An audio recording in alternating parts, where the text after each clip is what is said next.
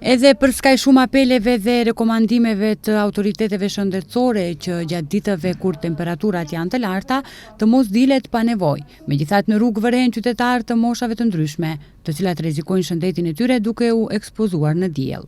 Mjekët rekomandojnë që qytetarët të konsumojnë më shumë lëngje, ndërsa të moshuarit dhe të sëmurët kronik të marrin në kohë barna dhe të mos dalin jashtë. Në këto temperaturat larta u bëj apel qytetarëve që mos ekspozohen në diell nga ora 10 deri orën 17, ti rekomandojnë sugjerimet e mjekëve, ti respektojnë, do me thënë personat me smundje kronike zemrës, gratë të zana, personat me diabet, fëmijët, foshnjat, duhet t'i ekspozohen të rinë larkë periudhës kohore të kësaj.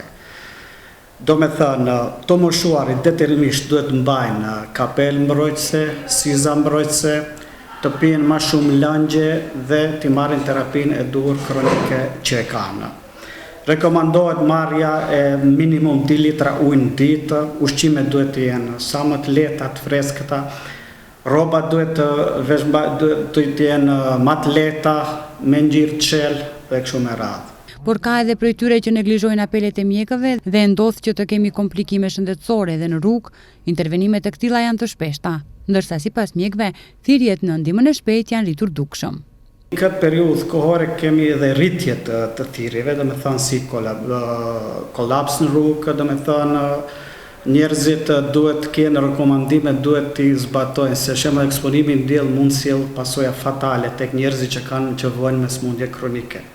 Do me thënë duhet kujdes të shtuar.